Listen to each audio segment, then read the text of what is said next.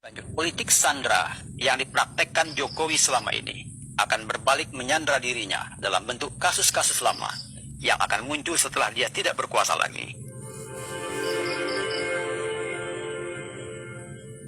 Assalamualaikum warahmatullahi wabarakatuh. Sobat The Press, kembali bersama saya Suwandi Hasan dalam ngobrol politik Indonesia thepres.id agar saya, Anda dan kita semua paham tentang politik. Sobat The Press, politik sandra yang dipraktekkan Jokowi selama ini akan berbalik menyandra dirinya dalam bentuk kasus-kasus lama yang akan muncul setelah dia tidak berkuasa lagi. Jokowi akan menghadapinya sendiri karena ditinggal oleh orang-orang yang pernah dihianati dan disandranya selama ini. Dengan politik sandra itu, Jokowi berhasil mengumpulkan sejumlah tokoh dan ketua partai untuk mendukung anaknya Gibran Rakabuming Raka menjadi calon wakil presiden mendampingi Prabowo Subianto dalam pemilihan presiden 14 Februari 2024 lalu.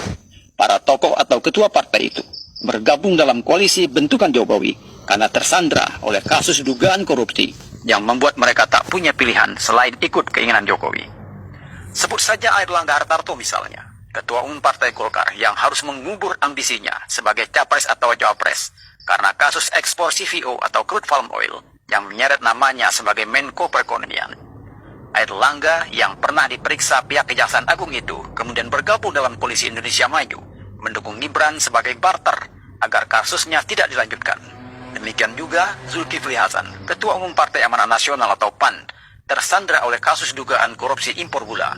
Kantornya di Kementerian Perdagangan yang sempat digeledah oleh pihak kejaksaan tak terdengar lagi kelanjutannya setelah Zulhas bergabung di Koalisi Indonesia Maju mendukung Prabowo Gibran.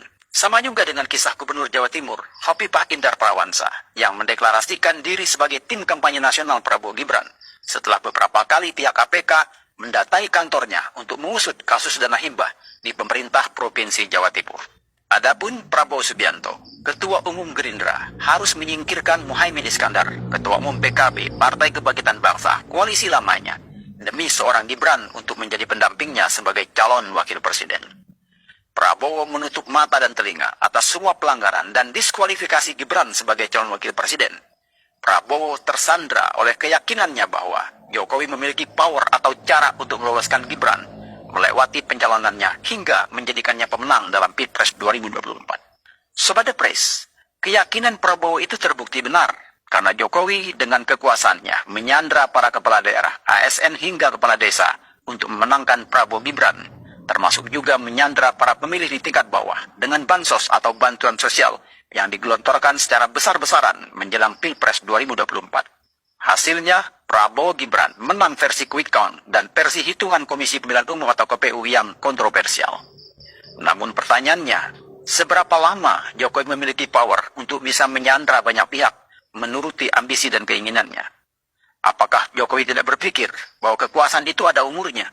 Bagaimana jika para sandra itu berbalik melawan seperti daihatnya Jokowi pada pemilu 2019 yang balik badan melawannya di Pilpres 2024?